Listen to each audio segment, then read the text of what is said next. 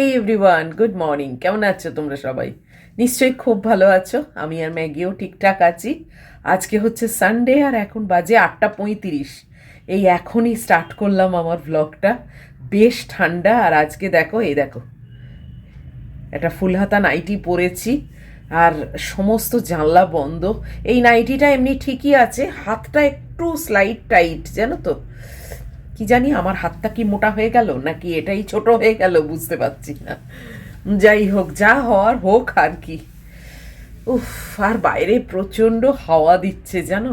জানি না তোমরা কতটা বুঝতে পেরেছো, মানে এক এক সময় হাওয়াটা বন্ধ হচ্ছে, আবার এক এক সময় জোরে হাওয়া দিচ্ছে, মানে উপস্থিত এখন যেরকম খুবই হাওয়া দিচ্ছে। উফ, যাই হোক, আজকে যুগল আসবে। বাবা, ম্যাগি বাইরে আছে, আর এই যে সব বাট্টার করে রেখেছি। আর আজকের থেকে আমার লেপ নোয়া শুরু হবে। এই যে চাদরের তলায় আছে, কাঁথাতে না আর হচ্ছে না, জানো তো। কাঁথাটা তো শুধু মানে শাড়ি দিয়ে করা বলো, ওই জন্যে কত আর লেয়ার থাকবে ওটাতে। কালকে খুব ঠান্ডা লেগেছে, তো আজকের থেকে ওই জন্যে লেপ নেবো, লেপের তলায় থাকবো। বাবা, আর রান্না বান্নার পাট কিচ্ছু সেরকম নেই জানো। সেই কালকের মাছের মাথা দিয়ে ডাল করেছিলাম, সেটাই আছে, ওইটাই হয়ে যাবে। আর সাইডে কিছু একটা করি। কালকে সেই আটা মাখা হয়নি তো, রাত্রিরে আর রুটি করিনি জানো। সেই পেঁয়াজকলি ভাজাও করিনি, কিছুই করিনি। ওই টাটকা কড়াইশুঁটি দিয়ে একটু ওই শশা টশা কেটে মুড়ি খেয়েছি, ফ্রেশ মুড়ি এসছিল, মুড়ি খেয়েছি। এই হচ্ছে কালকের আমার ডিনার গেছে। যে কারণে সেই আলু পেঁয়াজ কলিও পড়ে আছে, ওটাকেও আজকে সকালে ভাবছি ভেজে রাখবো আর একটু আটা মেখে রাখবো। এইসব মাখা টাকা না থাকলে না রাত্রিরে আর ইচ্ছে করে না। দুপুরবেলা ঘুমোই, ঘুমের কথায় দেখো এখনই ঘুম এসে যাচ্ছে। দুপুরবেলা মানে শুই, ঘুমোই যে খুব একটা তা কিন্তু না, কিন্তু ওই মুড়ি ঝুড়ি দিয়ে পড়ে থাকি যাকে বলে। এবার সেখান থেকে না একটু তন্দ্রা আসে, একটু চোখ লেগে যায়, আর তারপর বিকেলবেলাটা আর উঠতেই ইচ্ছে হয় না। তাও উঠি, ম্যাগির মাংস টাংস করতে হবে, সেই আর কি। উঠি, উঠে আবার কাজে লাগি।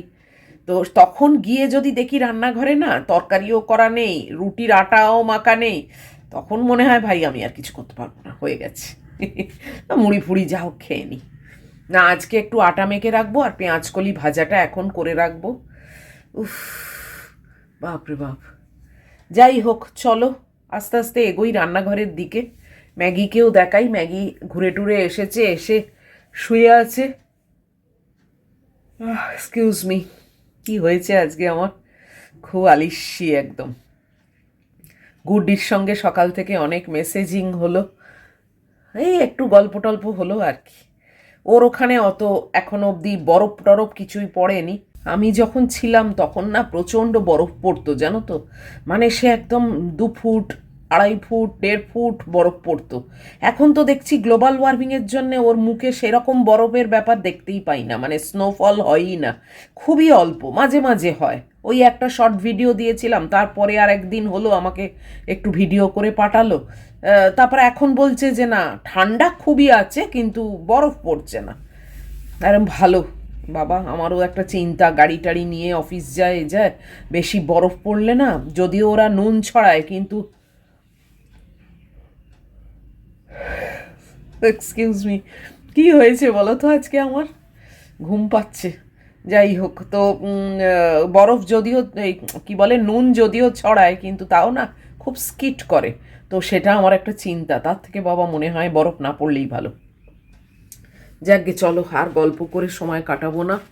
এখন 8:45 বেজে গেল এই বক বক করতে করতে। আস্তে আস্তে যাচ্ছি এবার রান্নাঘরের দিকে, যাই আর কি। ম্যাগিকেও দেখাবো। যাক, মেজর রান্নাটা করা আছে, এবার সাইডে দেখি কি করি টুকটাক। এই যে আমার মেয়ে এখানে শুয়ে আছে দেখো, এই যে দেখেছ। ম্যাগি ওপরে উঠে শোও না, সোফার ওপরে উঠে শো বাবু, যাও সোফার ওপরে ওঠো। শুধু শুধু মাটিতে শুয়ে আছো কেন? শীতকালে না এই গরম জিনিসেও হাত ধোয়া যায়, দেখেছ। এগুলো কিন্তু বেশ গরম। সেদ্ধ করেছি শিম আর এই মূলো, গরমকালে কিন্তু এটা আমি হাত দিতে পারতাম না, এখন কিন্তু শীতকালে এই গরম জিনিসে হাত দিতেও ভালো লাগে।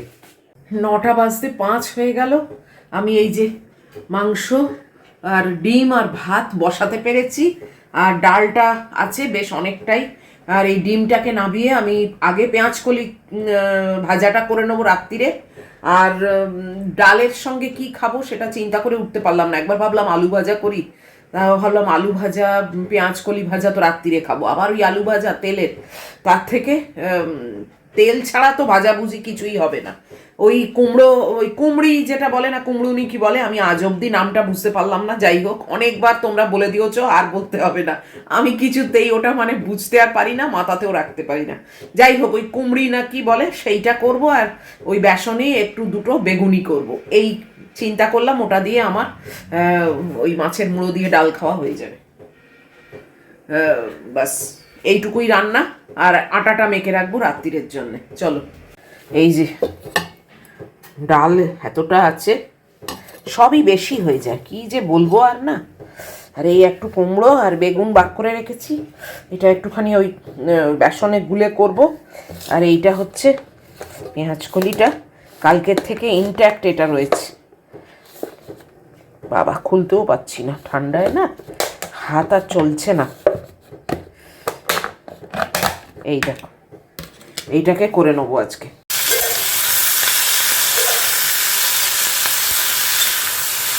আজকে এই কড়াটায় করছি, অনেক দিন করিনি। আর এই ভাজাভুজি না স্টিলের খুন্তি দিয়ে না নাড়লে আমার ঠিক হয় না, সুখ হয় না। হবে না কেন, সবই হয়, কিন্তু আমার ঠিক সুখ হয় না। না, এটা জাস্ট ভাজাই হবে, এই ঢাকা দিয়ে দিয়ে ভেজে নেব। এটা কালকে আমার পেটে যাওয়ার কথা ছিল, বলো, খাওয়ার কথা ছিল, সেটা এখন ভাজছি। সত্যি বলি না, কিছুই বলা যায় না, সারা মানে লাইফটাই আনপ্রেডিক্টেবল। ঢাকা দিয়ে দিলাম। কে এসেছে? হ্যাঁ, এত ব্যস্ত কেন? দেখো দেখো দেখো দেখো, এই দেখো, ওপরে ওঠো, ওপরে ওঠো। তোমার ফ্র্যানো নাকি? এই দেখ,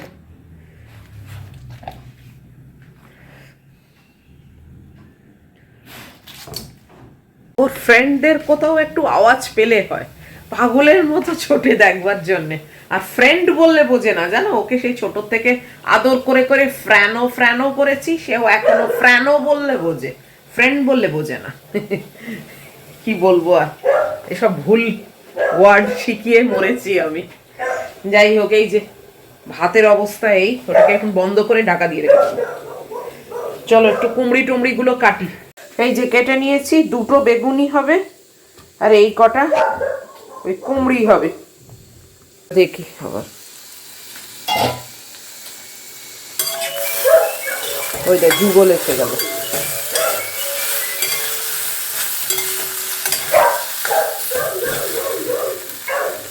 ম্যাগি পাগল হয়ে গেছে, ওই দেখ।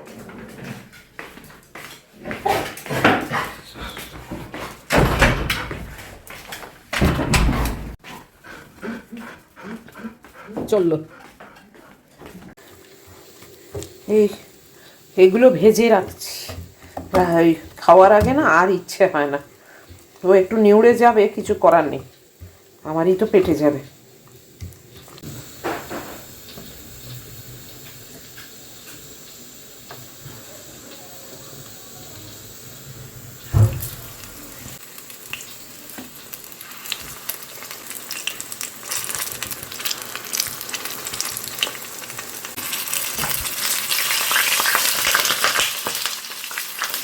ঠিক করছি।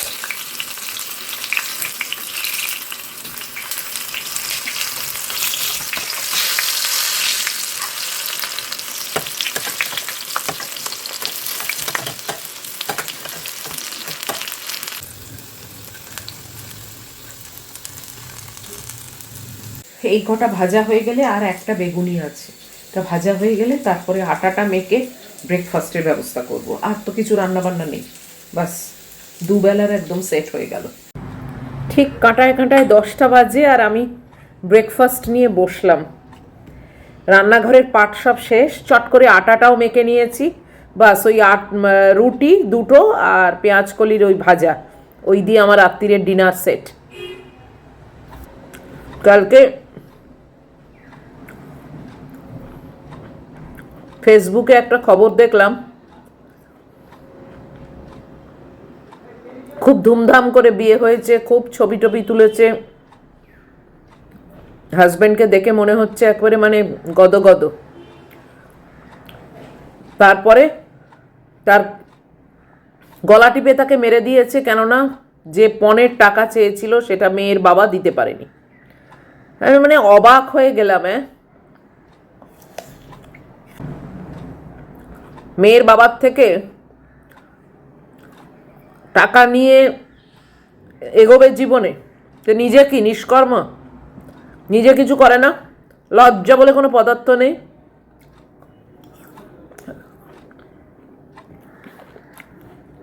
আগেই জানতি যে মেয়ের বাবা পুরো টাকা দিতে পারবে না, তখনই বলে দিলে পারতো, মেয়েটার জীবনটা বেঁচে যেত, তাই না? তুই তাহলে বিয়েই বা করলি কেন? এই জন্যে না মানে সত্যি বিয়ের ওপরে ঘেন্না লেগে গেছে। আমার মনে হয় না কারুক বিয়ে করাই উচিত না। জানি তোমরা বলবে সবাই এরকম নয়, হ্যাঁ সেটা সত্যি কথাই, কিন্তু কে যে কিরম সেটা বুঝবে কি করে, তাই না? এই মেয়েটাও কি বুঝেছিল যে এত ধুমধাম করে বিয়ে হলো, এ হলো, এবার তার ঘরে গিয়ে আমাকে মেরে ফেলবে সে? এটা কি মেয়েটা বুঝেছিল? তো যখন মানে তুমি বুঝবে যে না লোকটা ভালো বা লোকটা খারাপ, তখন তো টু লেট হয়ে যাচ্ছে, তাই না? সত্যি মানে, আর এখন এখন কেন বেশ কিছু বছর ধরেই দেখছি এই মানে মারা খুন করা এগুলো মানে কিছু ব্যাপারই নয়, মানে খেলার মতো।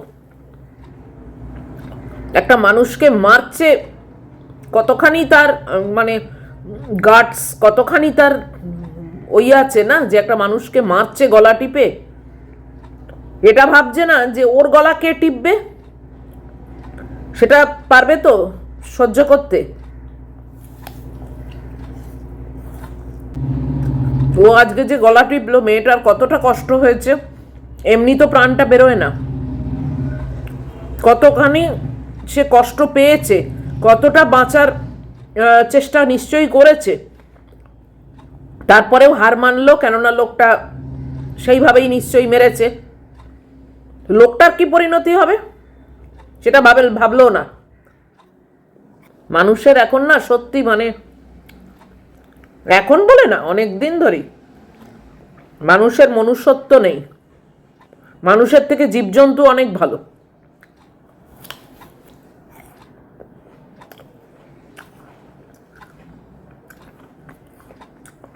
তার এই যে পণ চাওয়া বন্ধ হয়ে গেছে কই? আমি বুঝতে পারি না টাকাটা চাইবেই বা কেন? নিজে কি করলো? মেয়েকেও নিচ্ছে, টাকাও নিচ্ছে, সবই নিচ্ছে, সে নিজে কি নাড়ু গোপাল? ধরে একদম না পুড়িয়ে দিতে হয় এইগুলোকে। এইখানকার ল অ্যান্ড অর্ডারটা না এরকম শক্ত নয় বলে এরা এত পেয়ে বসেছে। গাছের সঙ্গে বেঁধে এমন করে দিতে হয় না যে মরবেও না, তড়পাবে, পাবলিক দেখবে। ফাঁসি দিয়ে দিলে তো হয়ে গেল, 1 সেকেন্ডে ব্যাস প্রাণ বেরিয়ে গেল, বেঁচে গেল। না না, মেয়েটার যতটা কষ্ট হয়েছে তার 10 ডবল কষ্ট ওকে পোয়াতে হয়, মানে সেইভাবে ওকে মারতে হয়, মানে প্রাণ বেরোবে না কিন্তু তড়পাবে। বিয়ে করতেই বা গেলি কেন? এই জন্য না মানে বিয়ের দিকে যেতে নেই।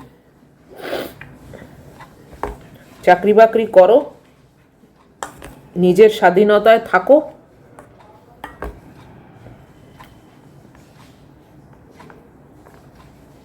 কে যে ভালো কে যে খারাপ এখনকার দিনে বোঝা একটা বিরাট বিরাট মানে জুয়া খেলার মতো।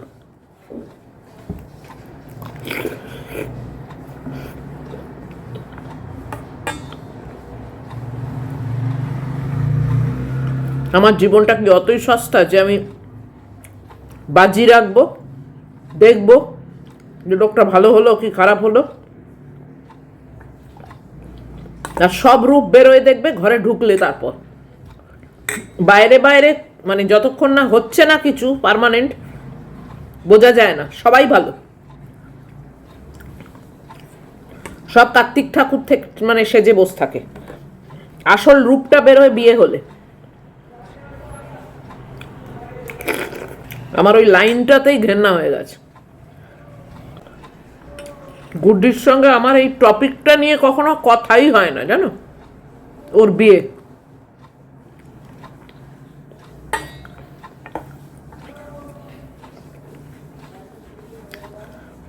অনেক ভালো আছে, আমিও নিশ্চিন্তে আছি।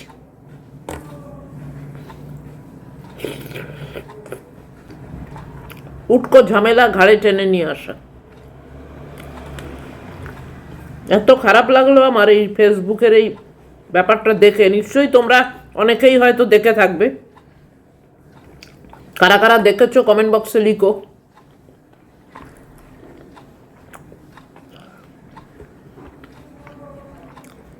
মেয়েটাকে দেখতে শুনতেও খুব খারাপ না, ভালোই, যেরকম সাধারণ মেয়ে।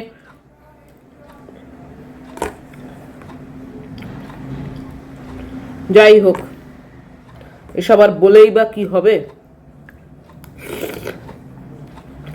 ল অ্যান্ড অর্ডারটাকে মানুষ যদি ভয় পেত না তাহলে এসবগুলো হতো না।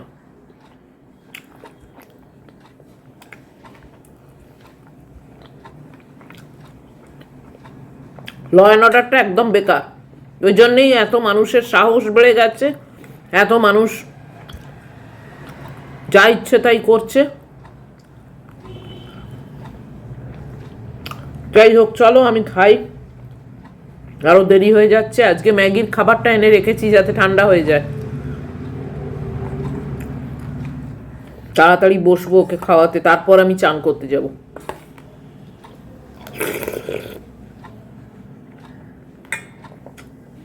চলো পরে আসছি। 11:05 আর আমি একদম ফ্রেশ, চান টান করে কাঁপতে কাঁপতে বেরিয়ে এসছি। গুড্ডিকে মেসেজ দিলাম যে তোর মাম্মাম বেঁচে আছে চান করে এই ঠান্ডার মধ্যে। ও আজ সকালেই বলছিল যে আজকে কি চানটা স্কিপ করবে। না না, চান স্কিপ করবো না, কিন্তু বেঁচে থাকবো কি না জানি না। যাক, এখনো বেঁচে আছি। প্রচণ্ড ঠান্ডা, ফুল হাতাটা খুলে ফেললাম। তবে চান একবার করে নিলে না পুরো ফ্রেশ। দেখো, উফ, বাপরে বাপ। কালকে একটা ওই পিয়ার্স শ্যাম্পু বলছি, সরি, পিয়ার্সের একটা ওই সোপ কিনেছি, বাথ সোপ। কিন্তু এখন আমার মার্গো চলছে তো, যে কারণে এক্ষুনি পিয়ার্সটাকে নিতে পারবো না, মার্গোটা যতক্ষণ না শেষ হচ্ছে না। উফ, বাপরে বাপ। ম্যাগুকে খাইয়ে তারপরে গেছি চান করতে, জানো। সেই এতটা মতো ভাত এখনো রেখে দিয়েছে। মাঝে বেশ খাচ্ছিল, এখন আবার এরকম বদমাইশি করছে। ওই দেখো, এখন ওই ডিভানে উঠবে ও, বলো। আর তারপর কি বলো তো, আমি ওকে ধরে যে তুলে দেবো না, মানে হয়তো খুব জোর 1 থেকে 2 মিনিট টপ করে নেবে পড়বে। বাপরে বাপ, খুব ফ্রেশ লাগছে। উফ, চান না করলে হয় না তো। চান টান করে আর একটু বারান্দায় যে যাব, এত ঠান্ডা না যে আর পারলাম না বারান্দায় যেতে। এই জানলাটাকে খুলে দিয়েছি, সব বন্ধ থাকলে আরও বেশি কীরকম যেন হয়, একটা ক্লস্ট্রোফোবিক টাইপের। যাই হোক, দেখি ওকে আরেকবার খাওয়াই বাকিটা। আর আজকের ভিডিওটা এখানেই শেষ করে দিচ্ছি। আর তো কোনো কাজকর্ম নেই, একটু বসবো। মহিলাকে পেছন থেকে দেখো টেনে নিয়ে আসবো, এবার দাঁড়াও। যাই হোক, তো এত অবধিও যদি তোমাদের ভালো লাগে তাহলে প্লিজ একটা লাইক, শেয়ার, কমেন্ট আর সাবস্ক্রাইব করো। হাইপটা পেলে কিন্তু একদম টিপতে ভুলো না। আর ডেলি লাইফস্টাইল ব্লগ তো এখন এই শীতকালের দিনে যেটুকু করছি সেটুকুই তোমাদের সঙ্গে শেয়ার করছি। আর দেখা হচ্ছে আবার পরের ব্লগে। টিল দেন তোমরা খুব ভালো থাকবে, খুব সাবধানে থাকবে। Love you all.